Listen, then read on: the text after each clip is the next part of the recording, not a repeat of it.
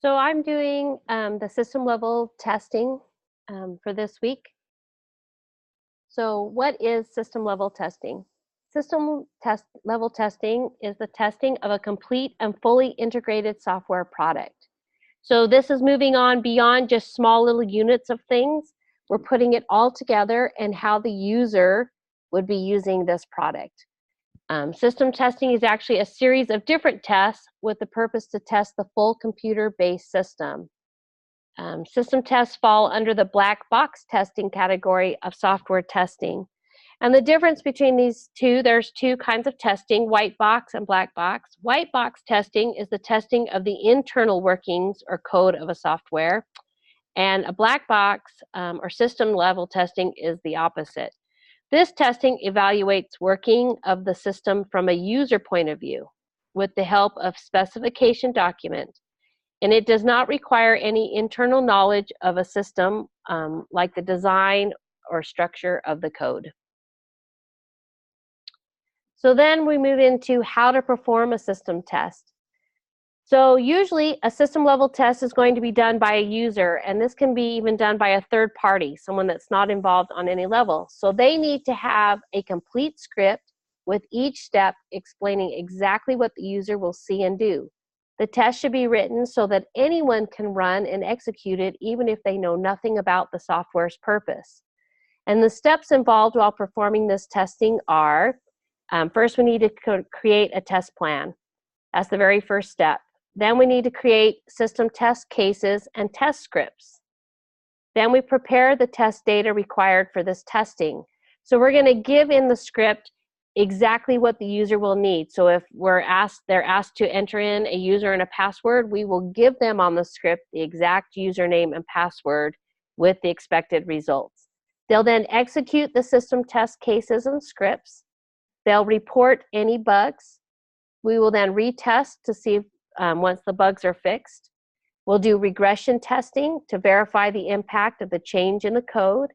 We'll do repetition of testing cycles till the system is ready to be deployed, and then we'll sign off by the testing team that everything has met and has been performed with the system test.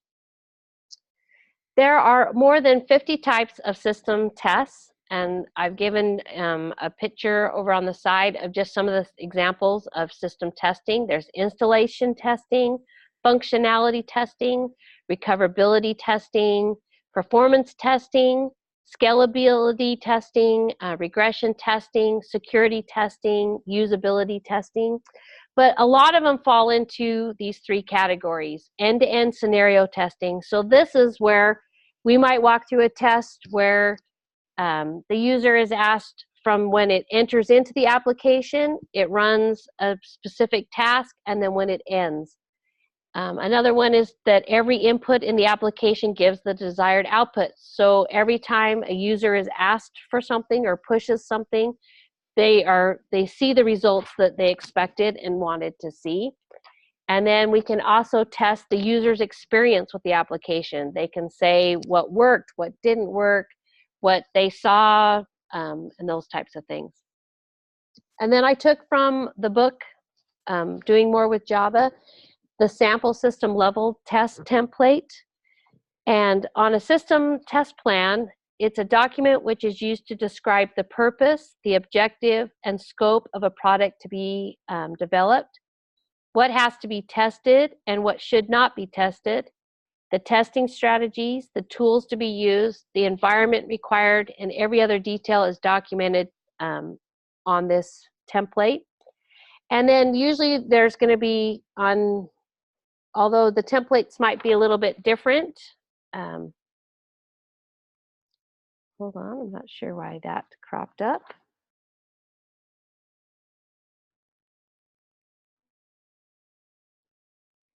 On a template, we see a lot of the same things that are going to be there. So there's going to be a description which describes the test case to be executed, the step-by-step procedure to perform the test, the testing data, so it'll give the dummy data that's prepared for this test that we're testing. We'll give an expected result, the user or the person that's actually testing it will mark whether it's a pass, a fail, or not available, nothing happened, and give any comments or remarks of it. And then the last slide that I have actually is just an example that I've given. So a tester would be given, or user would be given this, and the scenario is that the user wants to schedule an online tutor appointment. The prerequisites are the user needs to have access to a computer, they need to have a school account with a username and password, and are currently enrolled in the class. And then the steps just walk through. They'll go to the school online tutoring option page, and the anticipated results when they get there is they will open the school academic support page, and as they did that, it passed. That's what opened. They will then click on the tutor scheduling link, and this will open to the iPlan page, which it did, and so it passed. They'll click on the school logo or the school login, where they'll be asked to give their username and password. In this scenario, the user enters the username and password, but the password is wrong. And so the user will be told that the username or password is invalid and will still display a sign-in page, and the user will be prompted to enter in again their username and password. This time the user will enter a correct username and password, and this opens up to the tutoring tutorial window where the user can read the information and then close the window. This will happen, it passed, and then it runs through the steps with them being able to schedule an appointment and receiving an email into their inbox. And then the last slide are just the sources that I used. Of course, the template coming from Doing More with Java from the book that we have for this semester.